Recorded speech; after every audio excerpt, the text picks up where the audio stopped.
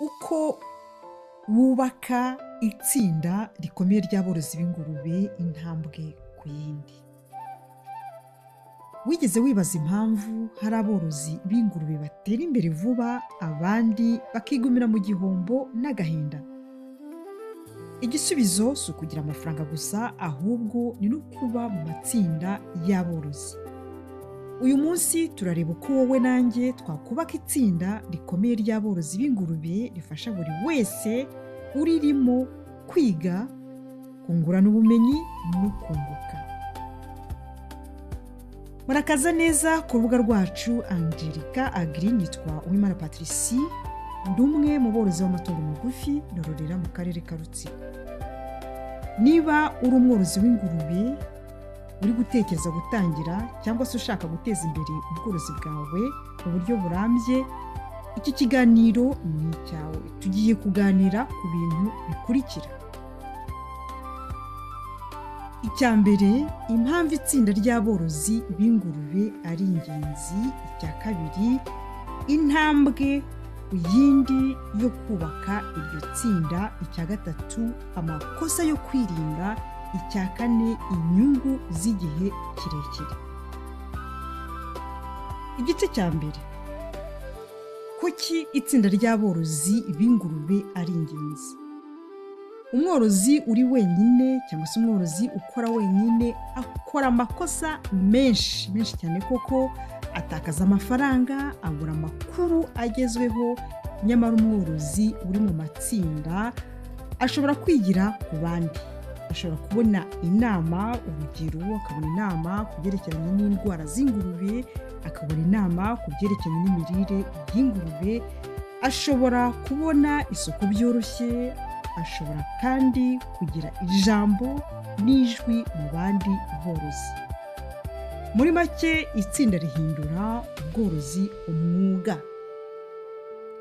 Igice cya kabiri, intambwe ya mbere, tangirira ku ntego rusange.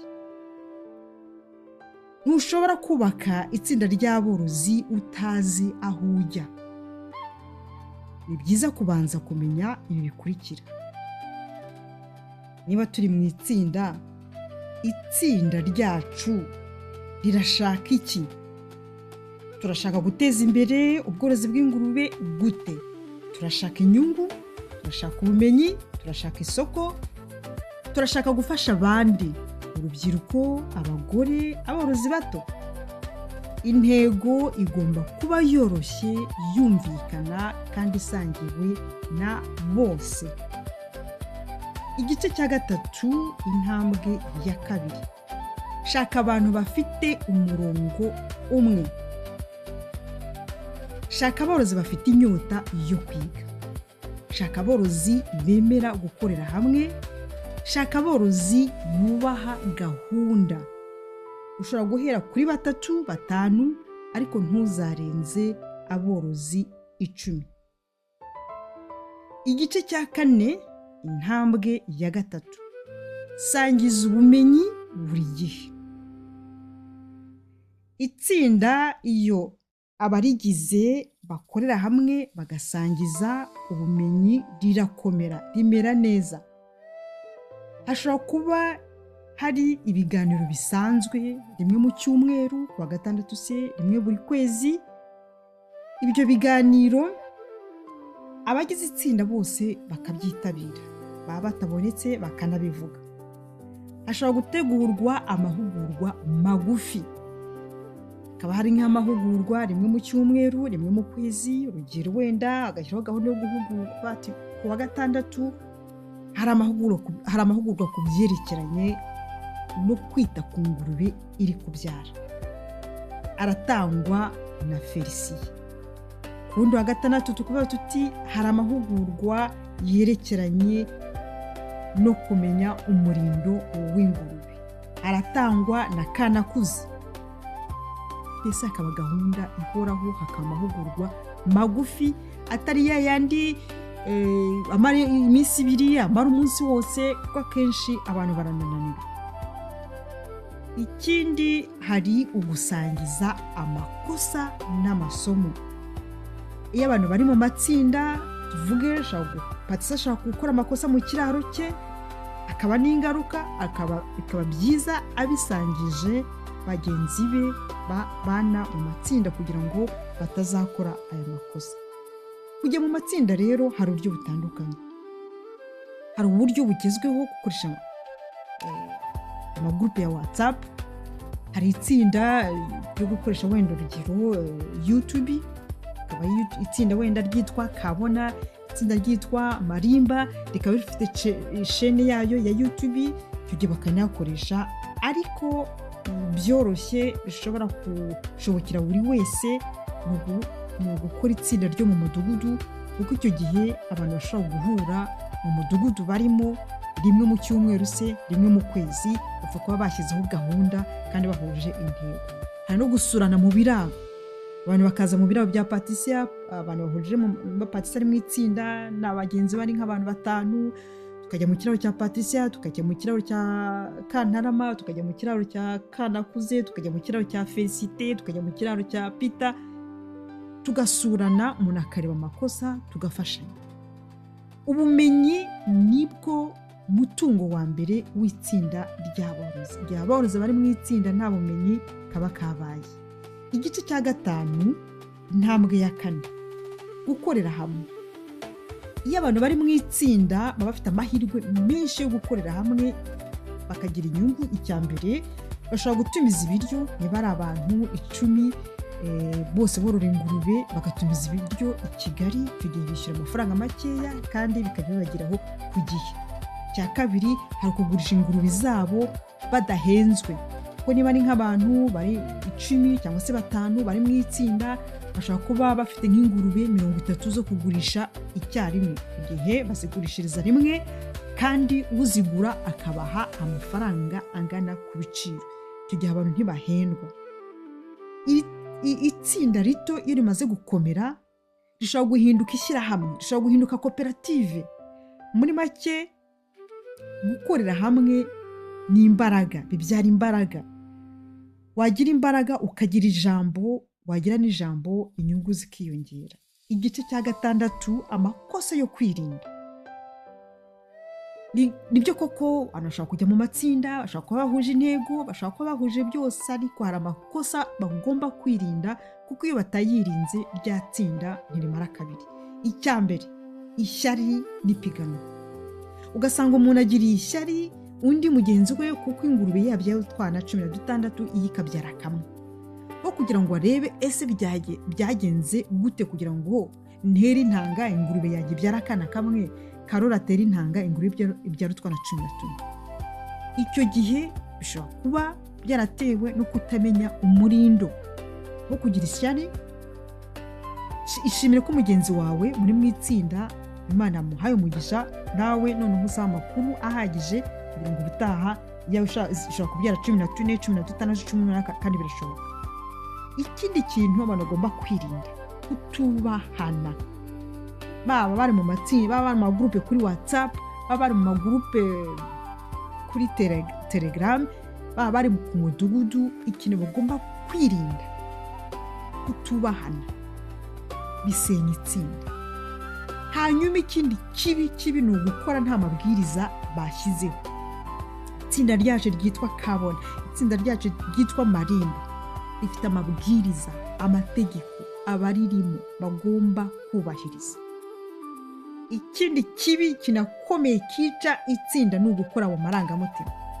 Hakaza ibintu byo kubaha umuntu umwe, hakazamo ibintu byo gukoma amarashi umuntu umwe, hakazamo kumva igitekerezo cy'umuntu umwe, undi yavuga agasanga bamuciye amazi.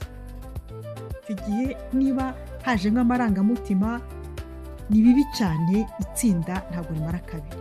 Itsinda rikeneye kugirana icyizere, abarimo bakubahana bakagirana icyizere.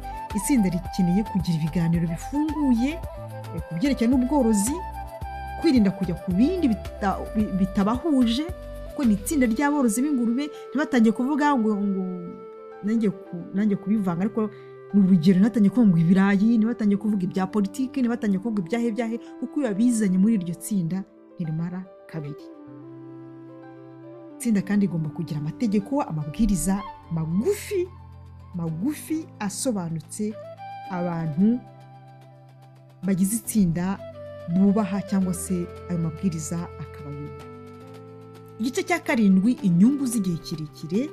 Iyo itsinda rimaze gukura rihindura isura y'ubworozi mu gace aborozi batuyemo. Urugero, niba wenda umuntu yora mu karere ka Rutsiro mu murenge wa Rusebeya, umwe ari korora, Patrice ari korora afite ingurube 3, undi ari korora afite ingurube 10, undi ari korora afite ingurube 5, icyo gihe iyo bari hamwe bakaba bafite itsinda rifite izina, uje ashaka ingurube akazibona, ukeneye kugirwa inama akazibona, icyo gihe bafite itsinda rya Marimba rirakomeye, itsinda rya Kabone rirakomeye.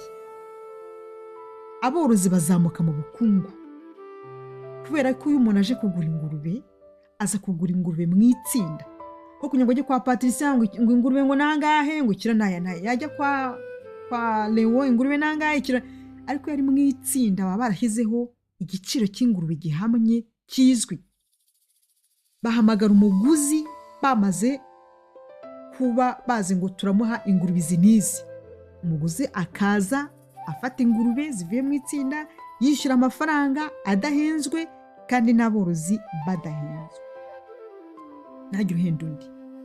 Inyungu z'igihe kirekire ni uko itsinda rigenda rikomera rigirira akamaro urubyiruko, rikagirira akamaro abagore, kuko habaho guhanga indi imirimo ushobora guhanga. Ingurube zabaye nyinshi, hari gushyiraho amabagiro, hari gushyiraho amaresitora, hari no guhindura, ntituye tugurisha ingurube gusa ngo tugurishe n'inyama, ahubwo tukareba uburyo ki bakora transformation, sinzi ukuntu babyita mu ndimi z'ikinyarwanda neza, ariko ibyo nabyo birashoboka. Muri makeya ubworozi bw'ingurube buhinduka umwuga abantu bubaha, kuko niyo umuntu yorora wenyine yigwa ataka ibiryo by'ingurube byahenze, imiti yahenze, ingurube ziri gupfa, ingurube ziri kurwara niba ngo ari amafuni, ndiko abantu bajya bambara ingurube zabo zarwaye amafuni, ingurube yabyaye ibyana byose birapfa, ugasanga ni ibibazo, buri gihe yabaye indirimbo y'ibibazo. Ntabwo umuntu azubaha uwo mwuga w'ubworozi bw'ingurube, ariko igihe abantu bakoreye hamwe, twabonye ko ubumenyi ari inkingi y'ubworozi.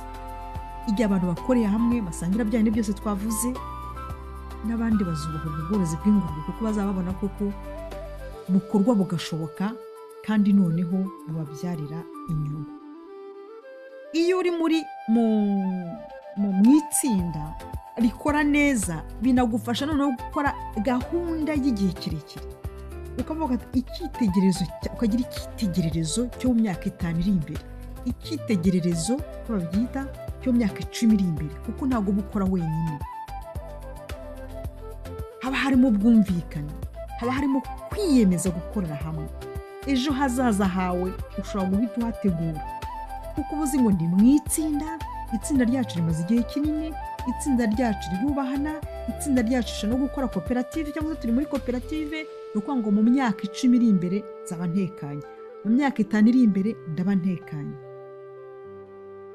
Gukorera mu itsinda ni ingirakamaro, gukora mu itsinda ni ibintu buri wese yagombye guharanira. Nababaza rero wowe unyumva kuri iyi saha, ugira itsinda ubarizwamo niba worora ingurube? Niba nta tsinda ubarizwamo, kuki utari mu itsinda? Wifuza kujya mu itsinda ry'aborozi b'ingurube? Tangira uyu munsi, shaka abantu ujye mu itsinda. Niba ushaka gukora ubworozi burambye, niba ushaka gukora ubworozi buguha inyungu, niba ushaka gukora ubworozi ufite ubumenyi, jya mu itsinda. Mwakoze rero kuba mwabonye umwanya wo gukurikirana iki kiganiro. Mwari kumwe na Uwimana Patricie. Imana ikomeze ibahe umugisha kandi ibafashe mu mishinga yanyu y'ubworozi bw'ingurube n'ubworozi bundi busanzwe bw'amatungo magufi cyangwa se manini. Niba uri mushyashya wiyandikishe kugira ngo njye nsohora ibiganiro bijye bihita bikugeraho. Niba icyo kiganiro wagikunze, gisangiza abandi, hanyuma twubake umwuga w'ubworozi ufatika. Nababwira nti ubworozi si ukwikorera wenyine, si ugukora wenyine. Ubworozi bw'ingurube ni urugendo rwo kugendana. Naho ubutaha, bye.